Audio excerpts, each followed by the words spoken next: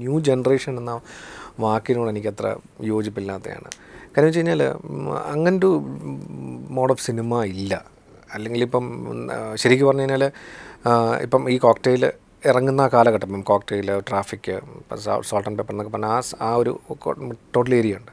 അപ്പോൾ ആ സമയത്ത് ശരിക്കും പറഞ്ഞാൽ മലയാള സിനിമ പലതരത്തിലുള്ള ഫോമുല അല്ലെങ്കിൽ പലതരത്തിലുള്ള അല്ലെങ്കിൽ ഒരു ഈ മണി മേക്കിംഗ് എന്നുള്ളൊരു ഒറ്റ ഫാക്ടർ കൊണ്ട്, ഈ സാറ്റലൈറ്റ് ബിസിനസ് കൊണ്ട് മാത്രം സിനിമകൾ ഉണ്ടായിട്ടുള്ള ഒരു കാലഘട്ടം ഉണ്ടായിരുന്നു. അപ്പോൾ അതിൽ നിന്ന് കുറച്ച് വ്യത്യസ്തമായി ചിന്തിച്ചുകൊണ്ടാണ് കുറച്ച് ആളുകൾ, ഞാൻ ഉൾപ്പെടുന്ന കുറച്ച് പുതിയ സംവിധായകർ വന്നിട്ടുള്ളത്. അപ്പോൾ അതിലെ ഒരു പാത്ത് ഉണ്ടായിരുന്നു, അതിനെ ബ്രേക്ക് ചെയ്തുകൊണ്ട് പലതരത്തിലുള്ള സിനിമകളുണ്ടായി. അപ്പോൾ അങ്ങനെ ഒരു പാത്ത് ബ്രേക്കിംഗ് സിനിമകൾ ഉണ്ടായി എന്ന് മാത്രമേ പറയാൻ പറ്റുള്ളൂ. അപ്പോൾ അതുകൊണ്ട് തന്നെ ഈ ന്യൂ ജനറേഷൻ മേ ബി ഒരു അറ്റ്ലീസ്റ്റ് ഒരു ന്യൂ വേവ് സിനിമ എന്ന് പറയാം. അപ്പം പക്ഷേ ഞാൻ ചെയ്യുന്ന സിനിമകൾ അങ്ങനൊരു പട്ടികയിൽ അത് പെടുത്താൻ വേണ്ടിയിട്ടൊന്നും ഞാൻ ചെയ്തിട്ടില്ല. അതങ്ങനെ ന്യൂ ജനറേഷൻ അല്ലെങ്കിൽ ന്യൂ വേവ് അല്ലെങ്കിൽ പാത്ത് ബ്രേക്കിംഗ് എന്നുള്ള സിനിമകൾ മാത്രം അല്ലെങ്കിൽ അങ്ങനെ ഒരു കാറ്റഗറൈസ് ചെയ്യാനുള്ള ഒരു ശ്രമമൊന്നും ഞാൻ നടത്തിയിട്ടില്ല. പിന്നെ സിനിമകൾ അങ്ങനെ ന്യൂ ജനറേഷൻ എന്ന് കേൾക്കുമ്പോഴത്തേക്ക് വിഷമമുണ്ട്. കാരണം അതല്ല നമ്മുടെ ഇൻറ്റൻഷൻ, അതല്ല. പുതിയ രീതിയിലുള്ള നെറേറ്റീവ് സിനിമ കാണുന്ന എല്ലാവരും എല്ലാ കാലത്തും പല രീതിയിലുള്ള സിനിമകൾ വരാറുണ്ട്, കാണാറുണ്ട്. അപ്പം പുതിയ രീതിയിലുള്ള കാഴ്ചാനുഭവം അല്ലെങ്കിൽ പുതിയ രീതിയിലുള്ള നെറേറ്റീവ് സ്റ്റൈൽസ് കൊണ്ടുവരിക എന്നുള്ള ശ്രമമാണ്. അപ്പോൾ അതിനെ ഈ അറ്റ്ലീസ്റ്റ് ഒരു പാത്ത് ബ്രേക്കിംഗ് എന്ന് പറഞ്ഞാൽ തന്നെയും കേൾക്കാൻ സന്തോഷമുണ്ട്. അല്ലാതെ ഈ പറഞ്ഞ പോലെ ഈ ന്യൂ ജനറേഷൻ എന്ന പട്ടികയിൽ വിടുമ്പോൾ ശരിക്കും അത് സങ്കടമുണ്ട്. കാരണം that is not new generation. അങ്ങനെ ഇപ്പോൾ എൻ്റെ സിനിമകൾ മാത്രമല്ല, ഈ തരത്തിലിറങ്ങിയിട്ടുള്ള ഒരു സിനിമകളെയും അത് ആ പട്ടികയിൽ പെടുത്താൻ പാടില്ല എന്നുള്ളത്. പക്ഷേ എനിക്ക് തോന്നുന്നു അതിൻ്റെ ഇടയ്ക്ക് കുറേ അല്ലാതുള്ള സിനിമകൾ, ഇതിൻ്റെ ഈ ചുവട് പിടിച്ച് കുറേ സിനിമകൾ വന്നിട്ടുണ്ട്. അതുകൊണ്ടായിരിക്കാം ചിലപ്പം ടോട്ടലി ഈ ന്യൂ ജൻ എന്നുള്ള വാക്കിനെ ആൾക്കാർ പൊക്കിയെടുത്തുകൊണ്ടങ്ങ് പോയത്.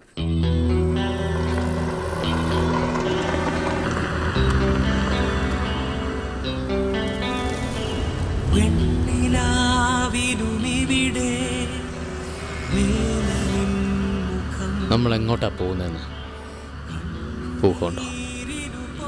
ഒരു വൈൽഡ് ഗസ്. ഞങ്ങളുടെ മോളെ ഒരു തവണ ഒന്ന് കാണാൻ പറ്റുമോ? ഒന്ന് സംസാരിക്കാൻ പറ്റുമോ?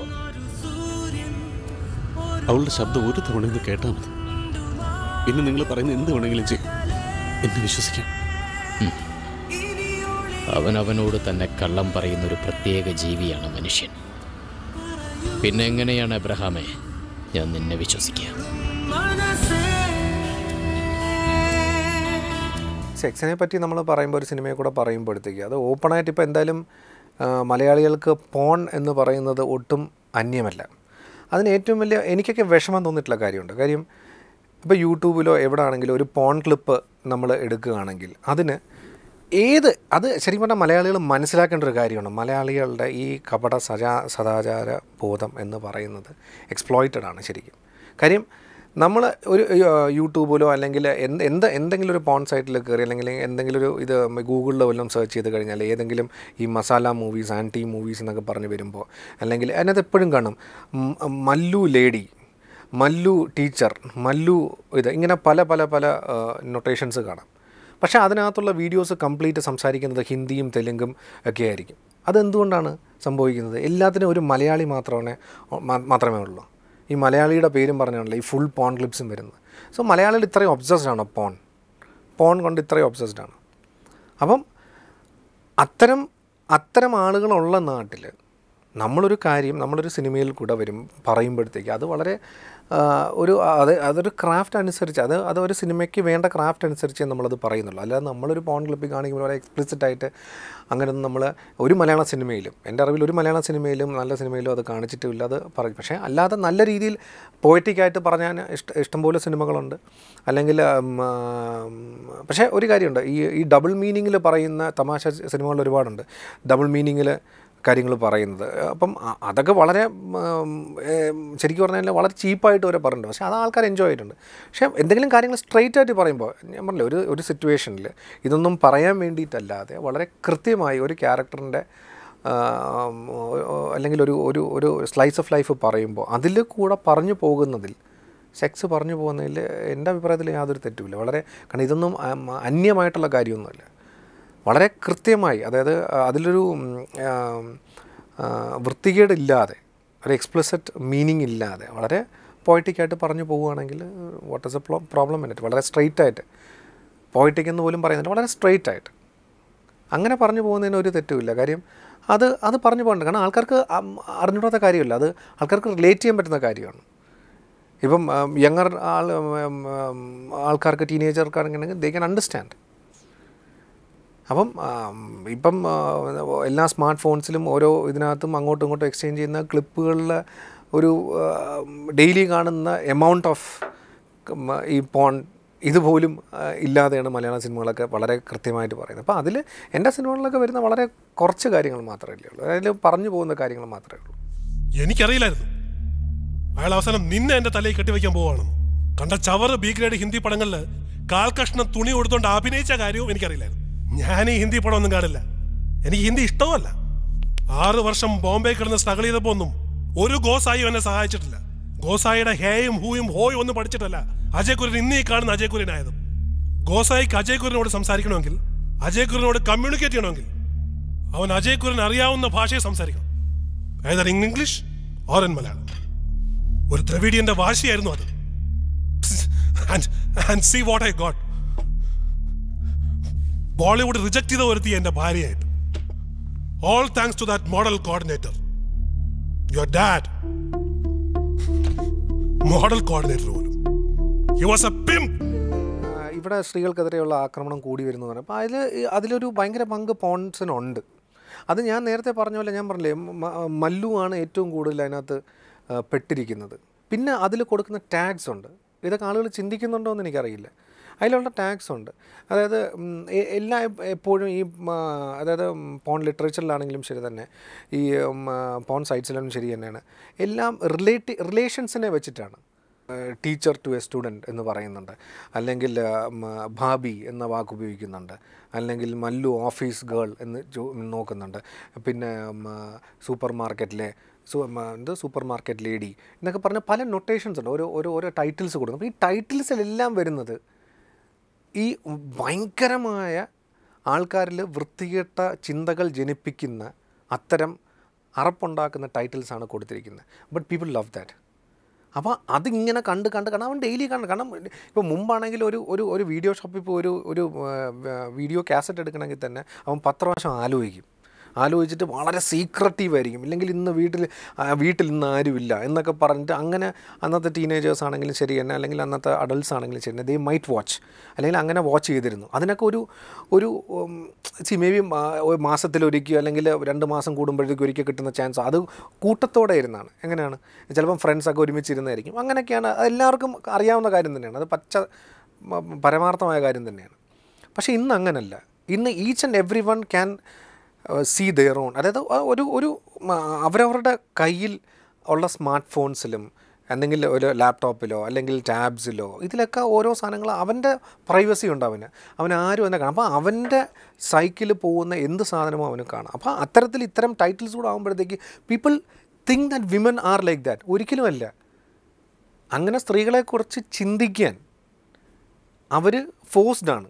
ഇത്തരം ടൈറ്റിൽസ് കൂടെ കാണുമ്പോഴത്തേക്ക് അത്തരം രീതിയിൽ, അതുകൊണ്ടാണ് മുമ്പത്തെക്കാളും ആൾക്കാർ അവൻ്റെ കൈവിട്ടു പോകുന്നത്. മുമ്പ് ആൾക്കാർ ഇതിനെക്കുറിച്ച് അത്ര ബോധവാനല്ല, അല്ലെങ്കിൽ ഇതിനെക്കുറിച്ച് അങ്ങനെ വല്ലപ്പോഴും ഓക്കെ എന്തെങ്കിലും ഇതിനൊക്കെ ഒരു സമയവും അല്ലെങ്കിൽ കാലമൊക്കെ ആൾക്കാരെ ഒന്ന് നിശ്ചയിച്ചു. ഇപ്പം അങ്ങനെയൊന്നും ഇല്ലല്ലോ. അപ്പം അങ്ങനെ ഇറ്റ്സ് ടോട്ടലി ഓപ്പൺ, എല്ലാം ഓപ്പണാണ്. അപ്പോൾ അവൻ്റെ ചിന്തകളും അതുപോലെ വൈൽഡായിട്ട് പൊയ്ക്കൊണ്ടിരിക്കുകയാണ്. അപ്പോൾ അവന് നിയന്ത്രണം വരില്ല. നിയന്ത്രണം വരാത്തപ്പോഴത്തേക്ക് നാച്ചുറലി അവൻ ഫീമെയിൽസിനെ ഒബ്ജക്റ്റായിട്ട് കാണണം. That is a worse part. അത് മാറണം.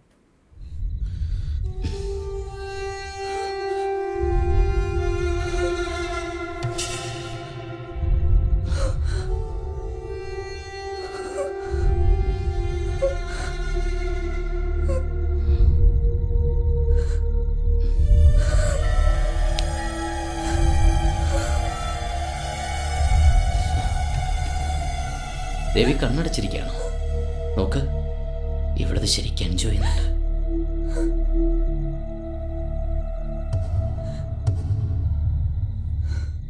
ഏയ്, പാർവതിക്ക് മോഡലിംഗ് ട്രൈ ചെയ്തൂടെ? നല്ല ശരീരമാണ് നിന്റെ. കടഞ്ഞ നീ ഇത് അവസാനിപ്പിക്കുന്ന നിമിഷം, ഈ കളി നീ അവസാനിപ്പിക്കുന്ന നിമിഷം നിന്നെ ഞാൻ കൊല്ലുവാടാ നിന്നെ ഞാൻ. കളി തീരുന്ന നിമിഷം ഞാനും കാത്തിരിക്കുന്നത് അതാണ് എബ്രഹാമേ. താങ്ങോ നീ? പാർവതി, ഇവൻ എൻ്റെ മൂഡ് കളഞ്ഞു. ഈ രാത്രി വിളിക്കാൻ ഇനിയും സമയമുണ്ടല്ലോ. അപ്പോൾ പോവാം എബ്രഹാമേ, ബസ് സ്റ്റേഷനിലേക്ക്. ഇപ്പം നമ്മളിപ്പം റോഡിലൊക്കെ നിൽക്കുമ്പോൾ നമ്മൾ കണ്ടിട്ടുണ്ട്. ഇപ്പോൾ ചില കള്ളുകുടിയന്മാർ ഇപ്പം നമ്മൾ ബസ് സ്റ്റോപ്പിൽ നിന്നാലും ഇപ്പം നമ്മൾ ബസ് സ്റ്റോപ്പിൽ നിൽക്കുകയാണ്, ഇപ്പം കുടുംബമായിട്ടായിരിക്കും ചിലപ്പോൾ നിൽക്കുന്നത്. അപ്പോൾ കൊച്ചുകുട്ടികൾ, സ്ത്രീകൾ എല്ലാവരും ഉണ്ടാവും. പക്ഷേ അവിടെ ആരെങ്കിലും കള്ളു കുടിച്ചിട്ടുണ്ടോ അല്ലെങ്കിൽ ഒന്നും വേണ്ട, ഒരു രണ്ട് വണ്ടികൾ തമ്മിൽ ചെറുതായിട്ട് ഉരസി കഴിഞ്ഞാൽ തന്നെ നമുക്ക് കാണാൻ പറ്റുന്നൊരു കാഴ്ചയാണ്. പച്ചയ്ക്ക് അങ്ങോട്ട് തെറി വിളിക്കാൻ തുടങ്ങും. അപ്പം ചിലപ്പം നമുക്ക് എന്ത് ചെയ്യാൻ പറ്റും? കൊച്ചുകുട്ടികളുണ്ടെങ്കിൽ കൊച്ചുകുട്ടി ചിലപ്പോൾ ഇങ്ങനെ നോക്കും, അമ്മ എന്തോന്ന് വിളിച്ചെന്നുള്ള കാര്യം ചിലപ്പോൾ ചോദിക്കും. ഒന്നിൽ ചെവി പൊത്തേണ്ടി വരും, അല്ലെങ്കിൽ ഒന്നുമില്ല നീ അത് കേൾക്കണ്ട എന്ന് പറയേണ്ടി വരും. പക്ഷേ സിനിമയിൽ വരുമ്പോൾ ഇത് ഭയങ്കരമായിട്ട് ആൾക്കാർ എടുക്കുന്നു എന്നുള്ളതാണ് പലരും പറഞ്ഞിട്ടുള്ളത്. പക്ഷേ സിനിമയിൽ അത്തരത്തിലൊരു സന്ദർഭത്തിൽ ആവശ്യമെങ്കിൽ മാത്രം, അത് അത്രയും എക്സ്പ്ലിസിറ്റായിട്ട് പറയേണ്ട കാര്യമില്ല, അതിനോട് ഞാനും യോജിക്കുന്നില്ല. പിന്നെ അതിനിവിടെ സെൻസർ ബോർഡുണ്ട്, അതിൻ്റെ നിയമങ്ങളുണ്ട്, അതനുസരിച്ച് ഇപ്പം ബീപ്പ് ശബ്ദമിടാം, അപ്പം അങ്ങനെയൊക്കെയുള്ള സൗകര്യങ്ങളുണ്ട്. പക്ഷേ അത് കമ്മ്യൂണിക്കേറ്റ് ചെയ്യേണ്ടവർക്കത് കമ്മ്യൂണിക്കേറ്റ് ചെയ്യുകയും ചെയ്യും. പക്ഷേ ഈ ഏറ്റവും കൂടുതൽ നമ്മൾ ഇതിനെപ്പറ്റി, അതായത് ഈ യൂസിങ് ഫൗൾ ലാംഗ്വേജ് എന്ന് പറയുന്നത് പർപ്പസ്ഫുള്ളി ആകുമ്പോൾ, അതായത് ഇവിടെ ഈ ഒരു ലാംഗ്വേജ് യൂസ് ചെയ്താലേ സിനിമയിൽ എന്തെങ്കിലും, അല്ലെങ്കിൽ ആ സിനിമ എന്തെങ്കിലും ശ്രദ്ധിക്കപ്പെടുകയുള്ളൂ, അല്ലെങ്കിൽ ഈ സീൻ ശ്രദ്ധിക്കപ്പെടുള്ളൂ എന്ന ധാരണയിൽ അത് ചെയ്യുന്നത്, അതിനോട് എനിക്ക് യോജിപ്പില്ല. ഇഫ് എ സിറ്റുവേഷൻ അല്ലെങ്കിൽ ഇഫ് എ ക്യാരക്ടർ ഡിമാൻഡ്സ് അത് ചെയ്യുന്നതിനോട്, കാരണം എന്നാലേ നമുക്ക് ഒരാൾ കിട്ടുന്നൊരു ഫീല് അത് കിട്ടുള്ളൂ. അതായത് ഒരിക്കലും ഒരു എന്താ പറയുക, ഒരു കള്ളും കുടിച്ച് നടക്കുന്നൊരു ഗുണ്ട എന്ന് പറയുന്ന, അല്ലെങ്കിൽ ഒരു തലതെറിച്ച് നടക്കുന്ന ഒരു ക്യാരക്ടർ എന്നൊക്കെ നമ്മൾ പറയുന്ന ഒരു ക്യാരക്ടറിനെ കാണിക്കുമ്പോൾ അയാളുടെ വായിന്ന് ഒരിക്കലും സാഹിത്യം വരില്ല. അയാൾ ഒരിക്കലും അങ്ങനെ സംസാരിക്കില്ല. അങ്ങനെ സംസാരിക്കുന്ന ക്യാരക്ടറിൻ്റെ ഡെത്താണ്. അപ്പോൾ അങ്ങനെ നമ്മൾ കാണിക്കുന്നതിനോട് കാര്യമില്ല. അത് വീണ്ടും അത് പ്രേക്ഷകരെ കബളിപ്പിക്കൽ തന്നെയാണ്. അപ്പം കുറച്ചുകൂടെ റിയലിസ്റ്റിക്കലി നമ്മൾ കാണിക്കണമെങ്കിൽ അത് ഉപയോഗിക്കേണ്ടതാണെങ്കിൽ നമ്മൾ ഉപയോഗിക്കുക, അല്ലെങ്കിൽ അതിൻ്റെ ആവശ്യമില്ല. അത് just for the sake of using it use ചെയ്യല്ല. ഇത് 1500 വർഷം പഴക്കമുണ്ടെന്ന് പറയപ്പെടുന്ന നമ്മുടെ നഗരം. ഈ നഗരത്തെക്കുറിച്ചുള്ള രഹസ്യങ്ങളൊക്കെ ഇപ്പം നമുക്കറിയാം. പക്ഷേ ഈ നഗരം നമ്മളോട് പറയാൻ കൊതിക്കുന്ന ചില രഹസ്യങ്ങളുണ്ട്, ചില എമണ്ടൻ രഹസ്യങ്ങൾ. അതിലൊരെണ്ണം പറയാം. നടന്ന സംഭവം ഇവിടെ തന്നെ, ഈ നഗരത്തിൽ, ഈ അടുത്ത കാലത്തെന്ന് പറഞ്ഞ സിനിമ ഇറങ്ങിയതിന് ശേഷമാണ് ഞാൻ അപ്പം ഫേസ്ബുക്കൊക്കെ ഈ പറഞ്ഞ പോലെ ഇപ്പോഴുള്ള പോലെ ഭയങ്കരമായ ഓവർ ക്രൗഡഡ് സ്ഥലമൊന്നും അല്ലായിരുന്നു. അപ്പോൾ ആ സമയത്ത് ഞാൻ ഫേസ്ബുക്കിൽ ഇങ്ങനെ ഒരു പോസ്റ്റ് കൊടുത്തിരുന്നു, അസിസ്റ്റൻറ്റ് ഡയറക്ടേഴ്സിനെ വേണം എന്ന് പറഞ്ഞ്. അപ്പം ഞാൻ ഒത്തിരി മെയിൽസ് വന്നിട്ടുണ്ടായിരുന്നു. അപ്പോൾ അതിൽ കുറേ ആൾക്കാരെ ഞാൻ വിളിച്ചു, ഞാൻ സംസാരിച്ചു. അപ്പം എനിക്കിത്രേ ഉണ്ടായിരുന്നുള്ളൂ, ഒരു സിനിമയിൽ അസിസ്റ്റ് ചെയ്യുക എന്ന് പറഞ്ഞു കഴിഞ്ഞാൽ അത് ഭയങ്കര ഇമ്പോർട്ടൻ്റ് ആയിട്ടുള്ളൊരു കർമ്മമാണത്. അതൊരു ജോലിയൊന്നും പറയാൻ പറ്റില്ല, അതൊരു കർമ്മമാണ്. കാര്യം ഒരു സ്ക്രിപ്റ്റ് ഫൈനലൈസ് ചെയ്ത് നമ്മുടെ പ്രീ പ്രൊഡക്ഷൻ വർക്ക് തൊട്ട് ഒരു അസിസ്റ്റൻറ്റ് ഡയറക്ടറിൻ്റെ ജോലി തുടങ്ങുകയാണ്. ഈവൻ ഒരാൾ ക്ലാപ്പ് ചെയ്യുന്നത്, ഒരു ക്ലാപ്പർ ബോയ് എന്ന് പറയുന്നത്, ഇപ്പം നമ്മുടെ ഒരു ചെറിയ അറ്റ്ലീസ്റ്റ് പബ്ലിക്കിനിടയിൽ ആണെങ്കിലും കുറച്ചൊക്കെ സിനിമ അറിയാവുന്നൊരു മിഥ്യാധാരണയുണ്ട്. ഈ ക്ലാപ്പ് അടിക്കുന്നവൻ എന്ന് പറയുന്നവരാണ് ലാസ്റ്റ് അസിസ്റ്റൻ്റ് എന്നുള്ള ഇതുണ്ട്. പക്ഷേ സംതിങ്, ക്ലാപ്പ് അടിക്കുന്ന ആളാണ് ഏറ്റവും വലിയ ജോലി ചെയ്യുന്നത്. അയാൾക്ക് പഠിക്കാൻ പറ്റുന്ന ഏറ്റവും വലിയ കാര്യം എന്ന് പറഞ്ഞാൽ ലെൻസിങ് ആണ്. ഒരു സിനിമയിൽ എത്ര ലെൻസ് ഉപയോഗിക്കാൻ പറ്റുന്നുണ്ട്, ഏതൊക്കെ ലെൻസാണ്, അതിൻ്റെ ഫ്രെയിമിങ് എന്താണ്, ഇതൊക്കെ അറിയാൻ പറ്റുന്നതാണ് ക്ലാപ്പർ ബോയിനാണ് ആദ്യം അറിയാൻ പറ്റുന്നത്. അവനാണ് ആദ്യം പഠിക്കുന്നത്. ക്ലാപ്പ് ചെയ്യുന്ന ആളെന്ന് പറയുന്നത് അതാണ് ഓരോ ഷോട്ടിൻ്റെയും ഐഡൻറ്റിഫിക്കേഷൻ. എല്ലാ ഫ്രെയിമിലും ആ ക്ലാപ്പ് കറക്റ്റായിട്ടുണ്ടെങ്കിൽ എഡിറ്റിംഗ് ടേബിൾ വരുമ്പോഴത്തേക്ക് അത് ഏത് ഷോട്ടാണെന്ന് ഐഡൻറ്റിഫൈ ചെയ്യാൻ പറ്റുള്ളൂ. അപ്പം അതുപോലെ തന്നെ ഓരോ അസിസ്റ്റൻറ്റ് ഡയറക്ടേഴ്സിൻ്റെയും ജോബ്സ് ഉണ്ട്. അത് വളരെ ഇപ്പം ഒരാൾ കോസ്റ്റ്യൂം കണ്ടിന്യൂറ്റി നോക്കുന്ന ആളാണെങ്കിൽ, ഒരാൾ ആക്ഷൻ കണ്ടിന്യൂറ്റി, ഒരാൾ ആർട്ട് പ്രോപ്പർട്ടീസ് നോക്കണം. അപ്പോൾ ഇതെല്ലാം കോറിലേറ്റ് ചെയ്താണ് ഒരു ഫ്രെയിം സെറ്റ് ചെയ്ത് കഴിഞ്ഞാൽ അതിനകത്ത് ഓരോ ആൾക്കാരുടെയും നിശ്ചിതമായ ഡ്യൂട്ടീസ് ഉണ്ട്. അപ്പോൾ അവർ ആ സിനിമയുടെ സ്ക്രിപ്റ്റും വെൽ വേഴ്സ്ഡ് ആണെങ്കിൽ മാത്രമേ അവർക്കത് ഭംഗിയായി ചെയ്യാൻ പറ്റൂ. അപ്പോൾ ഇവരെല്ലാവരും together collectively work and make A film. അപ്പോൾ അതുകൊണ്ട് തന്നെ ഞാൻ ചൂസ് ചെയ്യുന്ന ആളുകൾ എന്ന് പറയുന്ന അത്രയും ഈ പറഞ്ഞ പോലെ സിനിമയോടൊരു പാഷനും അതുപോലെ അത്യാവശ്യം റീഡിങ് ഹാബിറ്റ്സും ഒക്കെ ഉള്ള ഒരു നല്ല സിനിമകൾ കാണുകയും നല്ല സിനിമകൾ കണ്ട് നല്ല സിനിമ ഉണ്ടാക്കണമെന്ന് ആഗ്രഹിക്കുകയും ചെയ്യുന്ന ആൾക്കാരെയാണ് ശരിക്കും അസിസ്റ്റൻ്റ് ഡയറക്ടേഴ്സായിട്ട് ഞാൻ ചൂസ് ചെയ്തത്. അപ്പോൾ അങ്ങനെ ഒരു ഫേസ്ബുക്ക് പ്ലാറ്റ്ഫോമിൽ ഞാൻ പലരും ഈ പറഞ്ഞ ഷോർട്ട് ഫിലിംസ് ഉണ്ടാക്കുകയും അല്ലെങ്കിൽ ഇപ്പോൾ അതിന് ഈ സിനിമയെ പറ്റിയുള്ള പോസ്റ്റൊക്കെ ഇടുന്നുണ്ട്. അപ്പം ഐ തോട്ട് കുറച്ച് ഓക്കെ സിനിമയോട് ജെനുവിൻ പാഷനുള്ള ആളുകൾ വരും എന്നുള്ളൊരു ധാരണയിലാണ് ഞാൻ അങ്ങനെ പോസ്റ്റ് ചെയ്തത്. എനിക്ക് എന്തായാലും ഞാൻ എല്ലാ അസിസ്റ്റൻ്റ് ഡയറക്ടേഴ്സും ഞാൻ എടുത്തിരിക്കുന്നത് ഞാൻ ഫേസ്ബുക്കിൽ നിന്നില്ല. അതിൽ 1-2 ആൾക്കാരെ ഞാൻ എടുത്തിട്ടുണ്ട്. പക്ഷേ അത് എന്തായാലും അത് തെറ്റിപ്പോയിട്ടൊന്നുമില്ല. അത് ശരിക്കും ജെനുവിൻലി പാഷനായിട്ടുള്ള ആൾക്കാർ തന്നെയാണ് കൂടെ ഉള്ളത്.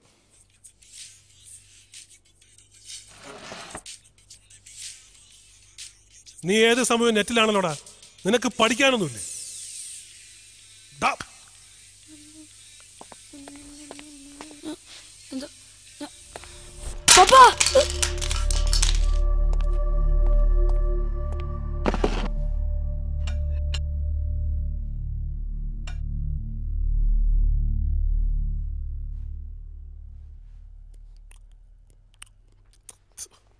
ഹേ ഓൾഡി, ഇതെന്ത് ദോശയാണിത്? 12 വയസ്സായില്ലേ നിങ്ങൾക്ക്? ഒരു ദോശ ഉണ്ടാകുന്ന നിനക്കറിയില്ലേ?